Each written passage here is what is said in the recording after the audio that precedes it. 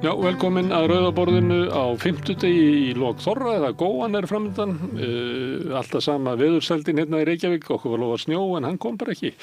Við erum hérna við Rauðaborðið, framöndan eru mörg viðtöl áhugaverð. Við höfðum hérna í haust og í sumar fréttatíma alltaf klukkan 8 en við ákveðum að setja það á salta því það er orðið óljóst svona hver fjárhagslegu grunnur samstöðunar eftir að menningarmálaráðuneytið gerði samning við stóru fjölmiðlana. Eitt af ákvæðunum var þannig að það þurfti að uppfylla tiltekið skilyrði sem er ekki hent ekki samstöðunni. Við erum að halda hérna út í útvarp og sjónvarpi og umræðu fyrst og fremst en það er gerða kröfur það að við höldum úti í fréttavef til þess að viðhalda íslenskunni eins og við höldum ekki íslenskunni í töluðu máli. Nei, ekki alveg hvað menningarráðuneytið er að hugsa og þangað til að þá verðum við bara að bíða og sjá til. En þóttu við séu ekki minna fréttir þá verðum við með fréttamenn, Björn Þorláks og María Lilja. Hérna er náttúrulega heimsfrétt í dag er Andrés fyrrum prins, maður sem eitt sinn var þekktur undir nafninu prins. Já. Ég sá vangaveltur þetta held ég á Vísi hvort hann ætti að kalla hann Andrew núna því að það eru þetta kóngafólk sem er íslenskað í... Þetta kemur frá RÚV. RÚV kom allt inn með þetta. Ég veit ekki hvað það var málfarsráðundurinn. Allt inn kom einhver fyrirlestur þetta í speglinu með eitthvað. Að það að gefa erlendu fólki íslenskt heiti sé bundi kóngafólki og það sem að breska kóngafjölskyldan hefði hentur út að þá ætlaði RÚV hérna í frá að hætta að kalla hann Andrés og kalla hann Andrew. Og mér fannst þetta... Mér finnst þetta fyndið, sko. Já, mér finnst þetta bara, en er þetta ekki aðeins svo mikið að kóngafjölskyldan ráðið í hvað fólk kalla hann hét Andrés í Kanada. Þetta er maðurinn sem einu sinni var þekktur undir nafninu Andrés prins. Hann var handtekinn. Og ég verð að segja það að þegar ég sá þetta, það er svona kemur stundu þegar maður sér einhverja fréttir sem eru kannski ekki óvanalegar, en maður er samt í þess að. Já, ég tek undir það. Við erum náttúrulega að tala um hann sem er bróðir kongsins. Já. og kóngabróðir. Þeir eru stundum ansi slæmir. Já. Knútur kóngabróðir þótt til þess mjög slæmir. Jú, akkurat. Og ávíst að hafa getið nokkuð börn á Íslandi, sá maður. Jú, já. En jú, vissulega sláandi og áhugavert að handtökur í Breitlandi ekki ennþá hafnar í Bandaríkjunum, er það ekki rétt hjá mér? Út af þessum Epstein-skjölum. Og svo náttúrulega er verið að henda boltanum hingað upp til Íslands með þessari frétt. Já, en það er ekki verið handtakan út af hórdómi og Nei. Það er verið handtakan af því hann laga upplýsingum. Já. Frá sem með íslenska tengingu. Já. Og hann heldur hann hafi verið að tala við forsætisráðherra Íslands en ég held að allir Íslendingar vitið að hann var að tala við Ólaf Ragnar Grímsson. Já. Sem að var til þess að hann ákvaða að safna upplýsingum íslensku bankana og hrunið og gefa vinni sínum Epstein. Einmitt. Og erum við ekki sennilega að tala fund þeirra í Davos 2010? Eins og þetta er stilt upp núna. Þetta getur ekki verið forsætisráðherrann því að Jóhanna Sigurðardóttir fór aldrei til Davos. Já. Og eiginlega sá Íslendingur sem oftast á Davos náttúrulega Ólafur Ragnar. Já. Og á þessu tíma var hann að tala mikið Icesave-málið og fleira. Sömuleyti bent á það að ríkisstjórnin sem var hafi einhvern veginn rokkið niður í kjallara einhvern veginn og ekki tekist að beita sér almennilega í þessu máli, einhvern veginn ekki fundið fyrir svona vissu hvað þetta er að gera því ef þú verður að tala raunverulega gegn ábyrgðun okkar þá verður eiginlega styðja bankana og verður svona flækjað bæði hjá Jóhannu og Steingrími en Ólafur Ragnar átti engu vandræði með þetta tók og talaði máli Íslendinga eins og sagt út allan heim meðan hann í Davos. Já. Er ekki líklegt að hittni aðeins undir Ólafur Ragnari? En hann er náttúrulega ekki lekarinu. Það er ekki þannig að Ólafur hefði sagt Andrew fyrir eitthvað og hann hafi hlaupið með til Epstein. Hann talaði við Andrew, Ólafur Ragnar. Hann má heita Ólafur Ragnar áfram, já. og það veldur því að Andrés prins, þáverandi, óskar eftir upplýsingum og það eru þær upplýsingar sem hann sendir til Epstein. Já. Þannig að ég held að sé enginn að halda fram að Ólafur Ragnar hafi eitthvað verið að leka okkur upplýsingum í prinsinn. Nei, en þetta er nú samt, þetta bætist á svona, varpa skugga á Ólafur Ragnar Grímsson og Dorrit Moussaieff sem hafa nú verið tengd Epstein-skjölunum og hafa nú verið bent á svona ýmsar tengingar þarna. Það hefur sóst mikið eftir því að tilheyra þessum hópi, þessum fínimannaklúbbi. Án þess að í því felist að þú setja að leka leyndarmálum eða beita kynferðisofbeldi. Já, og það kom fram í svörum Dorritar í samtali við Mannlíf og Heimildina í síðustu viku að ljóst að þau eru tvísaga ákveðna hluti að hafa hist og svo framvegis og svarið hennar alveg eins og svar þeirra sem eru sko ramsekir í málinu sem einhvern veginn furðulegasta svar sem maður heyrt.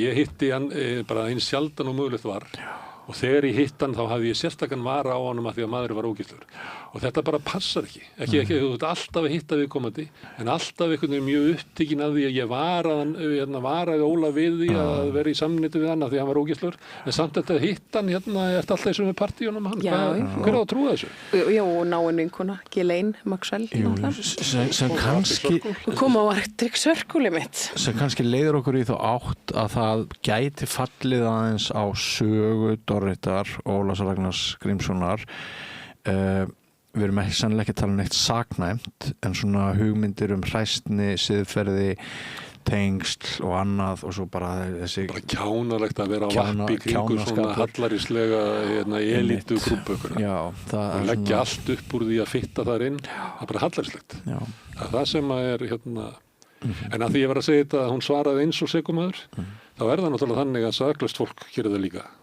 segir, ég? Segir gera það líka, en það er ekki þar með sagt að það er saklaus þessi segur, sko. Þannig ég er bara að tala að þegar fólk er að þvó eitthvað svona samskipti af sér, að nota allir sömu aðferðina, sko. Þetta ég veit ekki gott að viti hver Norm Macdonald sem er bandarískur uppistandari sem er nú dáinn núna. Hann segir í einhverju uppistandi sínu að ég hef alltaf verið í sko nöfn við Hitler löngu áður en það komst í tísku, sem náttúrulega óbærilega fyndið þegar þetta er sagt, sko. En þannig er þetta náttúrulega. Það er ekki alltaf að þetta marka svona eftir á skýringar. Nei, einmitt. En Andrés, bróðirinn, kongabróðir, það er svolítið mikið hvernig Karli líður. Já, Karl er alveg með sín en tekur undir að lögin verði nú að hafa sinn gang. Ég hugsa þetta aðeins sko að því að þetta er náttúrulega búið að vera það sem heitir stundum slow train coming, að hneykslið í kringum Andrés búið að vera í 20-30 ár sko. Þannig að ég held að sko Karl sé alveg tilfinningilega búin að komast yfir það að bróðir hans er skítalabbi sko. Já. Og það eru fleiri en Karl sem er lent í því að eiga ættingja sem eru skítalabbar og fólk bara lærir að lifa með því og þannig er það. En ég held að Karl sé ekki grátandi í alla daga. Sko. Nei, ég held að hann sé nú kannski, glaðastur yfir því að mamman sé fallin frá og þurfi ekki að horfa upp á þetta. Ég hugsa það, enda ég var talað það lengi vel að Andrés væri eftirlætis barn móður sinnar. Þess vegna er hann eins og hann er. Og þess vegna er hann eins og hann er. Það er yfirleitt setning sem að fylgir alltaf stundum ósögð einmitt þessu að svona verður fólk að þú spillir í. En þetta verður að byrja í fréttum alla daga, næstu daga. Já. Og líka þetta veður upp á sig. Það gerir það. Og líka mér finnst að við að hugsa þetta því við erum svolítið að tala um Óla Ragnar og viljan til þess að til einhverju sérstakri kreðsu að er Andrés að senda Epstein einhverju upplýsingar og ég held að Mendelssohn hafi líka verið að því á þess að vera fánitt fyrir það sko. Þeir senda sko ríkisleyndamál til einhvers Karls svona bara til þess að fitta inn í vinsalegu krakka klikuna. Já, þetta er svolítið þannig. Og þannig mér finnst alltaf að við kannski veltum því aðeins fyrir okkur hvað er mikið af svona ákvörðunum og hvernig samfélagið okkar er byggt upp sem eru byggð á svona tiltölulega hjákátlegum, mannlegum tilfinningum og löngu til að tilheyra einhverjum hópi, sko. Erum við vakandi fyrir þessu? Ég veit það ekki. Sannlega ekki. Nei, ég efast það. Ég meina Epstein var ekkert einn, það er auðvitað til einhver önnur svona í eitthvað staðar, annar hópur. Við tölum svolítið þetta þegar að vera að tala akkur Íslendingar að kaupa vopn. Einmitt. Og það er bara að tala það af alls konar fólki. Að hluti af þessu er það íslenski utanríkisráðherrann eða forsætisráðherrann eða hver sem er í einhverjum svona borðum úti þar sem er verið að ræða í NATO og allir eru einhvern veginn að kaupa vopn og allt inni finnst mér að ég þurfi endilega að gera það líka til að fitta inn og ég kem heim og ég kaupi vopn. Og við erum bara í alvörunni, þetta er ekki bara ég sem er með svona deileringar, það er bara alls konar viðmælendur okkar sem hafa verið að tala út frá þessu. Maður er svona frávik sjálfur í þessum heimi sko, mér finnst ennþá athyglisverðasta fólki sem ég hitti eru bara mjög bændur og af báðum kynjum bara fólk sem að lifir í eigin heimi. Maður hefur lent í þeirra aðstöðu að hitta náttúrulega starfsins vegna mjög margt þekkt fólk og maður hefur talað um mjög margt ríkt fólk, auðugt fólk og allt það. Ert þú ekki í einkaklúbnum Kjarval hann niðri í bæ? Nei, ég ekki í honum. Varst þú ekki upp á sviði hvað heitir það podcastáttur allir að dansa kann-kann? Ég var ekki þar en ég stundi bara upp á heiði, bara þingeskri heiði og hitti bara einhver nátttröll þar og finnst það skemmtilegt. Það var skoðanakönnun sem að Maskína gerði, þetta svona kópering náttúrulega því sem hefur búið að gera víða heim og ég held að þau hafi tengt sig við könnun sem var gerð í Danmörku sem lítur á Bandaríkin sem bandamann eða andstæðing og það náttúrulega komst í heimsfréttirnar að könnunin í Danmörku sýndi það að mikill meirihluti Dana, það svona mörkur að segja þetta segja mikill meirihluti, mjög góður meirihluti Dana lítur á Bandaríkin sem andstæðing. Og það kemur í ljós að það sama á við Íslendinga þó að sé kannski minni munur þar á heldur en í Danmörku. Já, mér finnst það stórmerkilegt vegna þess að hér hefur verið alltaf talað að við séum meira amerikanseruð heldur en hinn Norðurlöndin og náttúrulega eigum þessa sögu með herinn og menningarsögu og svona, og svolítið út úr náttúrulega Skandinavíu og allt það. Og alltaf í sundi ég að hitta skandinavist fólk sem að ræðir það hvað Íslendingar eru miklu nær Bandaríkjunum heldur en hinn Norðurlöndin. Þannig að mér finnst þetta stórmerkilegt að hvernig var niðurstaðan? Niðurstaðan var að 32% líta á Bandaríkin sem bandamann, 40% líta á sem andstæðing og 25% eru óvissir. Já. Þetta eiginlega engin breyting á milli kynja, aldurs, tekna, menntunar eða eins og þess. Það ekki fyrir að kemur að stjórnmálaskoðum að breytingin nokkur. Og þá ef við tökum þá sem að líta á Bandaríkin sem bandamann, að það 69% þeirra sem að styðja Miðflokkinn. En bara 11% sem að líta á sem andstæðing. Þeir eru efstir. Næst kemur Sjálfstæðisflokkurinn með 58%. En þar eru hins vegar 23% sem að líta á Bandaríkin sem andstæðing. Þarna sést náttúrulega að Miðflokkurinn náttúrulega trumpistaflokkur landsins. Þú talsast frávik svona með tilliti til heildarinnar. Það eiginlega, ég nú oft bent á þetta, þegar við erum spurð svona almenn mál, þá kemur yfirleitt í ljós að það einn minnihluti sem kannski svona 20-30% af þjóðinni, stundum 13,9 sem að maður notar sem talan sem að Davíð Oddsson fékk í forsetakosningunum. Sem að eiginlega alveg á skjön við almenning, styður kvótakerfið og hatast mest út í útlendinga og allt þetta. Fólk sem að hins að sömuleyti stjórnar allir umræðina og þetta finnst þess kjósendur Miðflokksins og Sjálfstæðisflokksins sem að einhvern veginn hefur ekki tekist að aðlagast íslensku samfélagi. Nei. Og þetta kemur fram þarna. Ef við förum hinum megin að þá engin pírati, það kannski ekki margir sem að segist alltaf kjósa pírati í dag, það engin pírati sem að lítur á Bandaríkin sem bandamann sinn. Og svo það Sósíalistaflokkurinn og VG sem eru, en við tökum til þess að Viðreisn að þar eru við með, og það tengist náttúrulega sem kannski þetta með þessum að segja Miðflokkurinn væri Trumpistaflokkurinn, af því að Trump skiptir máli í þessu svari. Ef við hefum spurt að þessu fyrir 2 árum, þá myndir þú segja að 80% af Viðreisnar kjósatum myndir segja að Bandaríki væri bandamaður. Algjörlega. Það 25% í dag. Og 51% segja þessi andstæðingur. Það ótrúlegt. Þetta eru tíðindi. Já, og þarna skilur á milli, kannski svona hægri þeirra klofna þarna, út af Trump, að þú ert með alla Miðflokkinn og stóra hluta Sjálfstæðisflokknum, sem eru bara hægri menn á trumpískan hátt, á meðan að Viðreisn að reyna að finna kannski svona kristilega demokrata línu, einhvers staðar í evrópska línu. Já. Þetta merkilega tíma sem við erum að lifa. Já, ég sé alveg kreppu Sjálfstæðisflokksins í þessari könnun. Við náttúrulega vitum fyrir hvað Miðflokkurinn stendur, bara gerir út af þetta. En Sjálfstæðisflokkurinn, hann bara, þetta ein ástæða þess að það gengur bara mjög illa. Fastur í einhverjum liðnum heimi, nær ekki að aðlaga sig breytingum. Já, kannski að við fá bara eitthvað svona markaðsfræðinga til þess að ég vissum að svona fyrirbrigði lendi í þessu áður. Þú ert raunverulega tjald, það sem er svona boðið upp og hitt og þetta. En svo allt í einu býður ykkur annar upp á það sem er inn í tjaldinu. Akkur eftir ykkur að koma í tjaldið til þín. Það sem getur bæði verið í Viðreisn og í Miðflokknum, eins og var hérna í gamla daga. Þannig að fólk fer bara í Viðreisn eða Miðflokkinn og akkur eftir að fara í þetta tjald. Það er engin áhugi á ættamótinu. Herðu, það var, ég held ég að við vakið athygli, kannski ekkert allt og mikið umtal. Viðtal við Braga Guðbrandsson í Kastljósinu hér, sáu þið það? Já, ég sá það, mér til vonbrigða. Maður er svona búin að vera að fylgjast náttúrulega með þessum málum og eiginlega af heilmikilli tilfinningu og ástríðu og þetta er frábært framtak, fjölmiðlaframtak hjá RÚV. Við höfum tekið boltan hér og frábært viðtal sem þú tókst við Gunnar Sig í hér.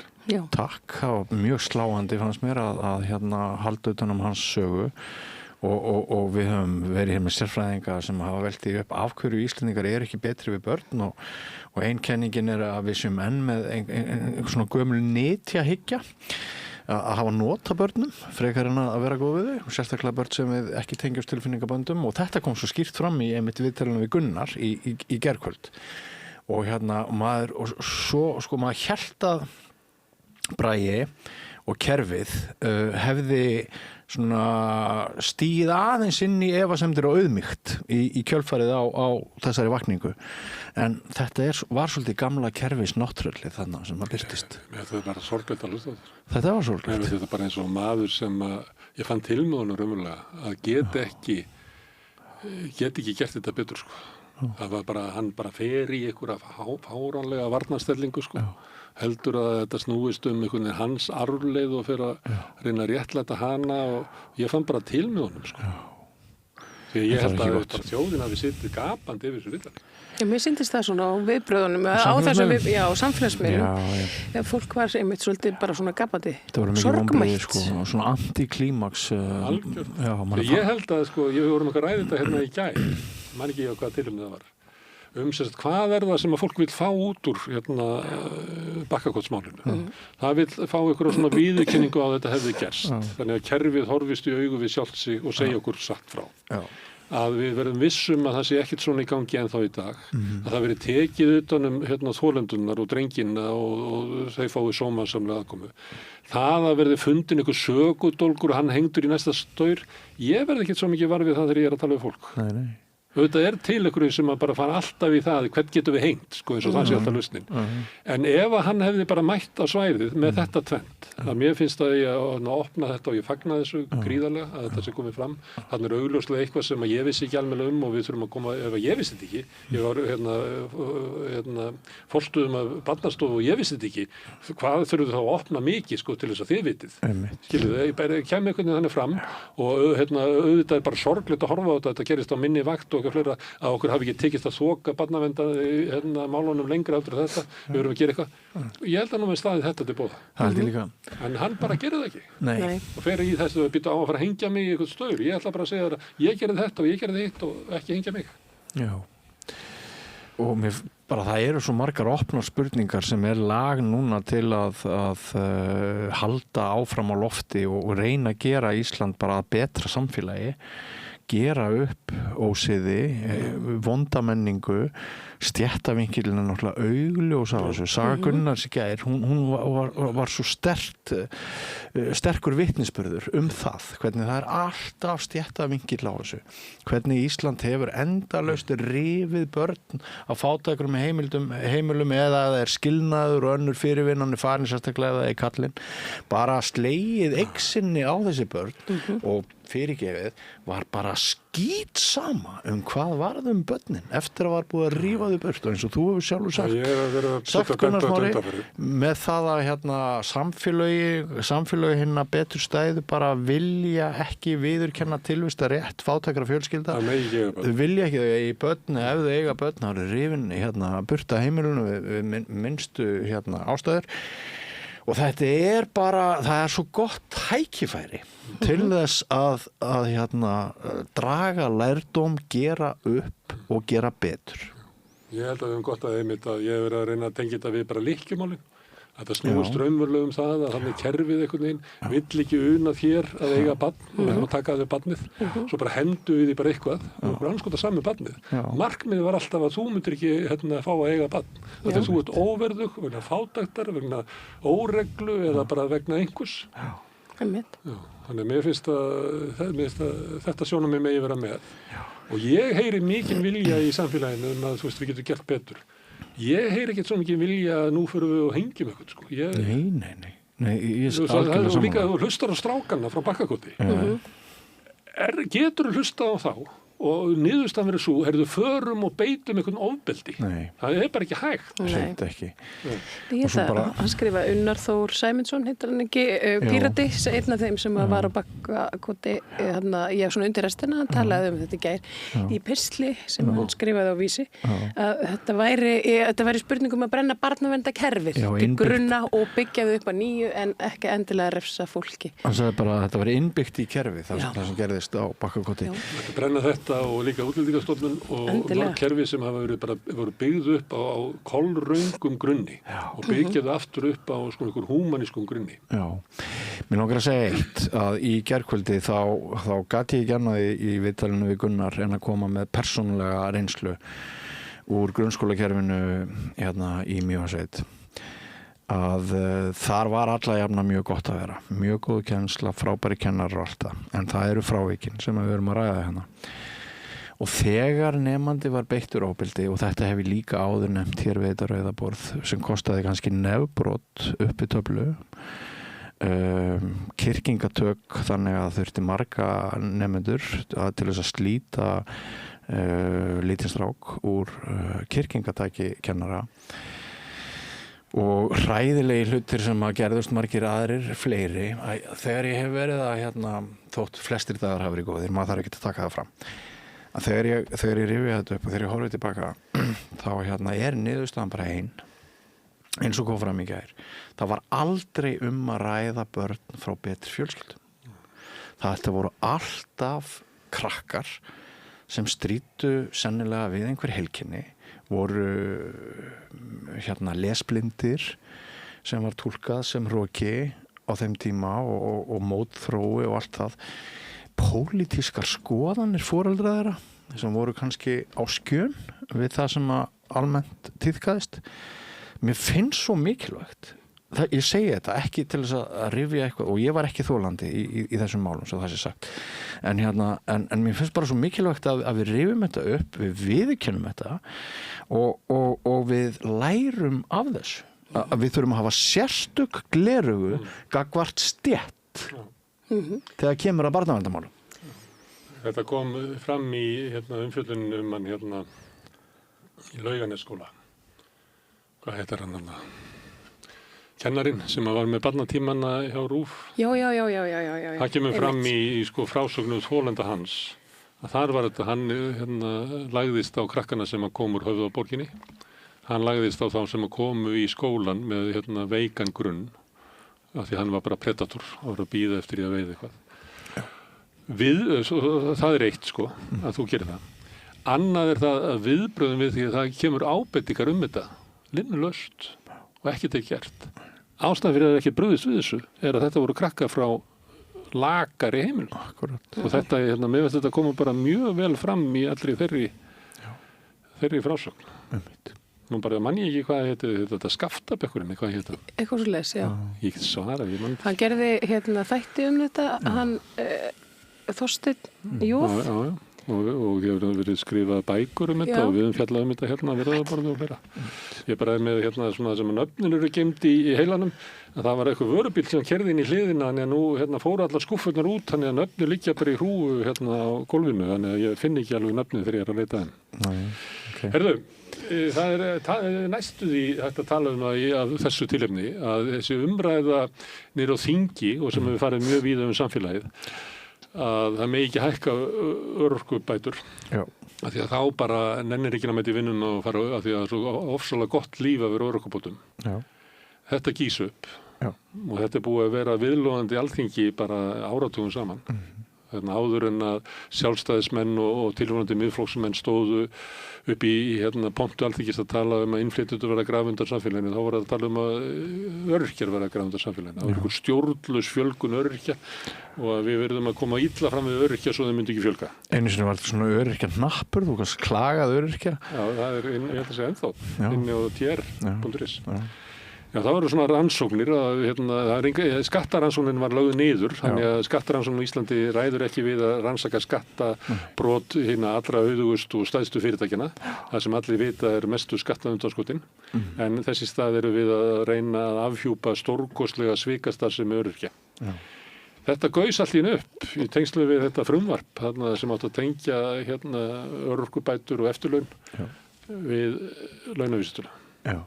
Og ég var bara svolítið hissa. Sko. En þetta er bara alveg eftir forskriftinni. Það er fyrst hinsegin fólkið og svo öryrkjarnir og fátæklingarnir. Þú veist, þetta er svona ákveðin uppskrift. Já. Og þeir sem töluðu röddu öryrkja í þessu tilviki Ragnar Þór Ingólfsson með snöfurmannlega mætti. Hann bara vafningalaust þá talaði hann tengsl forréttindaþingmanna Sjálfstæðisflokks og Miðflokksins við auðinn og valdið og allt það og að hann skildi leyfa sér það Jón Gunnarsson bara flippar, hann bara sturglast götustrákur bara hvaðan kemur þetta fyrirbæri svo áttar hann sig á því þegar hann sér viðbröðin og hérna þegar gruggið sest að þarna leiðan okkur að sjá inn í innri mannin sem yfirleitt reyna að skýla. Þetta er bara tónnin innan úr bakherbyggju Valhalla. Þetta er það sem ég þurfti alltaf að hlusta á. Ég er eitthvað götustrákur á að geta verið að opna munnin yfir höfuð. Þess að ég er ekki rétt borin til valda. Og það er bara einhver hópur að inni í þessum bakherbyggjum sem heldur það. Og þess vegna er þetta fólk, en ég held að Þórður Snær hafi verið að skrifa fína grein. Það sem er eiginlega fjallu það. Þau eru bara flipp út vegna þess að þeir finnst allt vera stjórnlaust, allt vera fordæmalaust af því að þau eru ekki að taka ákvarðanir. Það er bara einhver annar sem er að taka ákvarðanir þegar þau voru kosin í burtu og þá eru þau bara á háa síðinu þarna niður í þingi að einhvern veginn að bara samfélagi sé að fara bara af hjörun. Og Jón sýndi óvart á spilin sín og daginn eftir þá sá hann engan kost betri en að biðjast afsökunar á ummælum sínum. En það er ekki afsökunarbeðin sem skiptir öllu máli. Við sáum inn í djúpið, hann sýndi á spilin og svona eru blokkirnar. Og mér fannst ótrúlegt hvað þetta fór víða þetta með eitthvað svona hugmyndum að það væri bara biðröði yfir því að fá að vera öryrki sko. Það væri svo mikið sælda líf. Ég er bara næðus ekki. Ég held að orðið ósmekklegt ná ekki yfir það en hérna, já, svona er þetta. Já. Herðu, við erum með ýmis stefni hérna á eftir. Þú ætlar að tala loftmengunina sem mér er búin að vera svolítið hugleikin að ég er ekki alveg, gengi ekki alveg heilt til heilsu og þarf að labba í vinnuna. Já. Og ég lendi í þeirri ömurlegu lífsreynslu, ég er orðinn 65 ára gamall. Fyrsta skiptið á ævinni þá labbaði maður fram úr mér á gangstétt. Ég hef ekki lent í því áður. Þannig ég labbaði svo hægt að því að lungurinn á mig virki ekki alveg og ég er með eitthvað blóðtapp í þeim og anda ekki alveg nógu vel. Þetta er að byrja að reykja. Þetta er kannski að pröfa að byrja að reykja. Þá getur labba ég held að mengunin sem hefur legið yfir Reykjavík. Það kom nú smá vindur í gær en það er eiginlega búið að rogna í dag. Já. Þetta er algjört eitur sko. Þetta er algjört eitur. Við finnum held ég öll fyrir þessu og ég veit að ég finn alveg sérstaklega fyrir þessu og meiri þess að inn á heimilinu. Gluggakistan heima hjá mér, hún verður svona svört, svona drulla. Ég þarf að þurrka úr henni bara 2 í viku, 3 í viku til þess að hún verði ekki bara svört. Já, bara svört. En ég ætla að fá til mín Þorsteinn Jóhannsson. Á hvaða hæð ertu? Má ég spyrja því? Ég er á fyrstu hæð. Nei, annarri hæð, segi ég. Ég er á annarri hæð líka. Og þetta er sama hjá mér. Það er bara á einu degi er gluggakistan orðin grá. Já. Þetta er ekki í lagi. Sko. Þetta bara getur ekki verið í lagi. Ég reyndar það er mikil umferð stuttur á ykkar heimilum. Ég er á Hverfissgötunni. Veit ekki hvort það er mikil umferð á Hverfissgötunni. Já, nú svolítið. Það heyrir svo mikið í henni að þetta hún er svolítið áberandi. Já, það er svona umferð Skúlagötuna og Kleppstíðin hjá mér. Ég þarf að tjekka á mínum gluggasyllum, ég er bara ekki alveg viss. Þú býr nú eitthvað staðar djúpt inn í einhverju rjóðri. Kannski bara hver lítil umferð er. Já, þú fær kannski svona meira svona flugvéla. Já, ég fæ svolítið á honum. Þá var það. En já, ég fæ til mín Þorsteinn Jóhannsson sem er sérfræðingur í mengun, bara á Umhverfisstofnun. Mikil vinur minn. Já, Diljá Ámundadóttir, hún er hún er nemi í guðfræði og viðreisnarkona, en hún er einni móðir langveiks barn og litla stúlku sem hefur þurft að vera mikið inni og heima við í vetur. Þetta hefur haft mikil áhrif á þeirra líf, hún er lungnasjúk og með þeim ætlar Sigurður Örn Hilmarsson, þingmaður Sjálfstæðisflokksins að setjast hérna og ræða við mig hvað við getum gert, hvað sé eðlilegt í þessum efnum og hvaða kröfur við getum gert í rauninni til yfirvalda. En Sigurður, hann er svona einn þeirra þingmanna sem að ræddi þetta á þinginu núna í vikunni. Ég held að sjálfur, þetta er ekki að draga svona álíktanir af eigin reynslu og svona, en þú veist svona samt. Að ég byrjaði að finna fyrir þessu og það er ekkert í ættinni minni, það er ekkert, ég erði ekki léleg lungu frá mömmu eða pabbi eða neitt svona, sko. En ég vill allt helst labba í vinnuna, því að mér veist, það er svona tími sem til íhugunar og ýmislegs hlutar. Og einu sinni var hann bjóðið á Þórsgötunni og var hann upp í Efstaleiti á S.A. í 2 ár. Og þá gengum maður yfir Klambratúnið og framjá Miklubrautina og svona, sem er algjör þegar þetta er lægð, sko. Ég held að það sé bara með vestustofunum. Ég held að ég hafi, sko, á þessu 2 árum hafi ég svona skaðað lungun á því að vera labbi í vinnuna í Reykjavík. Já, það er talað um það. Og þá fann ég, þá var ekki búið að byrja að dæla niður þarna frá Hellisheiðarvirkjun. Þannig ég fann alltaf svona, ég sagði, djöfull er eitthvað slappur núna. Þá fór ég og skoðaði, ég man ekki hvað þetta heitir, brennisteins sýru eitthvað anskoti. Þá var það alltaf í hápunkti, sko. Þannig ég sá alltaf, sko, samhengi á því hvernig mér leið og hvernig mengun var verið að dæla yfir okkur. Og menn voru alltaf að segja, nei, þetta er svo í litlu magni, þetta er engin áhrif. Það bara aldrei verið gerð tilraun í mannkynssögunni áður að dæla svona litlu magni yfir fólk til lengri tíma og veit ekki hvað áhrif það hefur. Ég man eftir, það var rosa frægt mál hérna fyrir kannski, svona 5-10 árum í London, þar sem voru foreldrar 10 ára stúlku sem að dó úr lungnasjúkdómi, sem að kærðu í Lundarborg reynilega fyrir að hafi ekki komið í veg fyrir það að barnið hefði verið útsett fyrir mengun þegar hún voru út að leika í skólanum og annað slíkt. Sko, man nú ekkert hvernig þetta mál fór en þetta finnst mér alveg tilefni til þess að skoða svona í ljósi þess sem við höfum verið að horfa á hérna í borginni. Það er svo skaðabætur tóbaksfyrirtækjanna í Bandaríkjunum. Það voru byggðar á þessu. Þeir hefðu mátt vita betur, þeir vissuðu betur og það er sama með Reykjavík, þeir viti það. Þú skal spyrja Þorstein hve mörg íslensk mannslíf glatist vegna loftmengunar. Ég man að þegar ég hóf störf á Umhverfisstofnun 2016 sennilega, þá held ég að það verið talað að verið milli 30 og 40 þá. Og ég bara fann þetta í einhverju skýrslu og ég bara, býtu þetta er engin smá fjöldi. Þannig að við settum það mál mjög stíft á dagskrá, það kemur ekki óvart þótt að veru 2-falt fleiri í dag. Það er bara 80-100 Íslendingar sem bara með beinum missa lífið út af því sem við erum að tala um og er þá ótalinn allur hinn skaðinn. Herðu, Bjössi, þú ætlar að vera með reynsluboltana því ferð þá bara í frétti vikunar eins og vaninn en þú ert líka með hann Már Mixa. Já. Við erum að tala um verðbólguna. Já, við reynum að greina hvaðan verðbólgan komi núna en það sem að mér fannst eiginlega áhugaverðast og mun hækka blóðrýstingin á einhverjum hlustendum áhorfendum eins og hann kemst reyndar sjálfur á orði. Það er að hann er einn af þeim sem vil halda í verðtrygginguna og ætlar að færa rök fyrir því í þættinum. Þannig þetta er svona viðvörun. Þið sem að þólið ekki að hlusta á sem að verðbólgunni er hælt með verðtryggingu, varið ykkur á þetta. Ok, það er gott. Ég ætla að tala um mjög skrítið mál.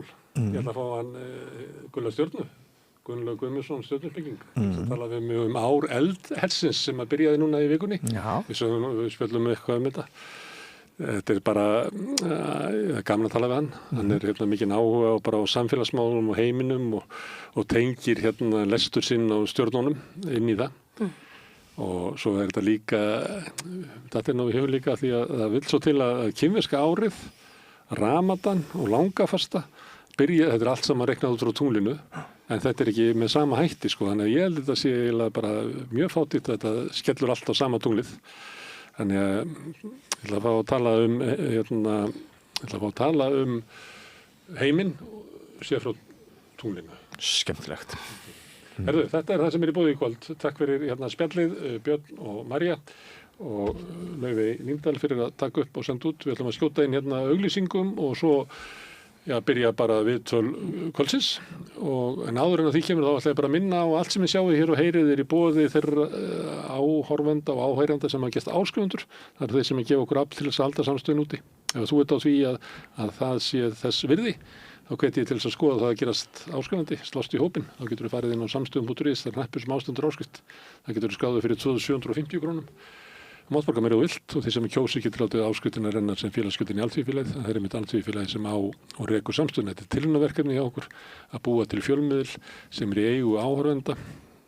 Skiljanlega erum við að reyna það því að eiginlega allir fjölmiðlar á Íslandi eru núna í eigu auðfólks og svo þannig er bara það. Þannig að ef við ætlum ekki að hafa alla umræði í samfélaginu í höndunum á þeim, þá verðum við að byggja upp eitthvað sjálf og samstöðin er tilraun til þess. Skjótum inn auglýsingum og förum svo í viðtöl kvöldsins. Trú er persónulegt samband hvers og eins við sinn Guð. Ég heiti Bogi Ágústsson, ég trú á minn hátt. Jæja, krakkar, þetta er síðasti dagurum minn. Ég ætlaði nú aldrei að fara að vinna sem leiðbeinandi. Ég hef náttúrulega aldrei lært þetta, að kenna. Ég lærði nefnilega hagfræði.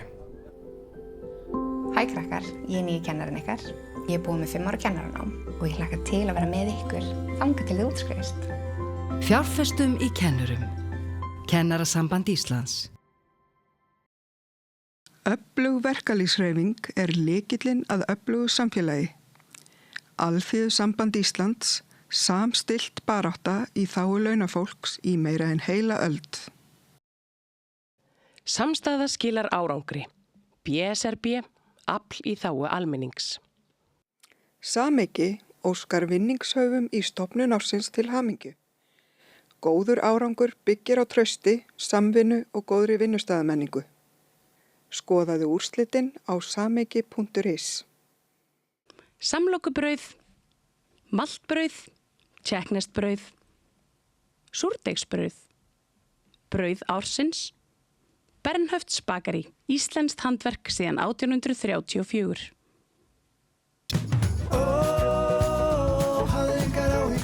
Hæ, KK hér. Hlakka til að sjá ykkur öll á afmælistónleikunum mínum í Háskólabíó 27. mars.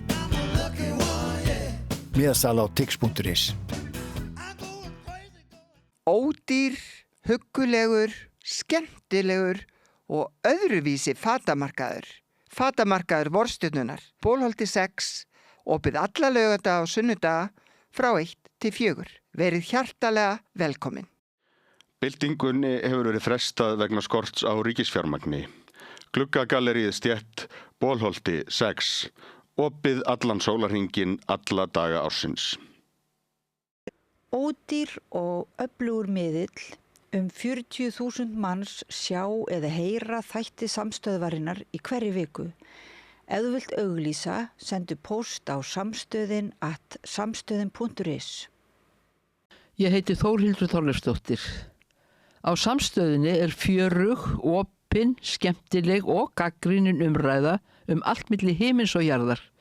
Samstöðin á erindi inn á öll heimili. Samstöðin er fjölmiðill í eigu almennings.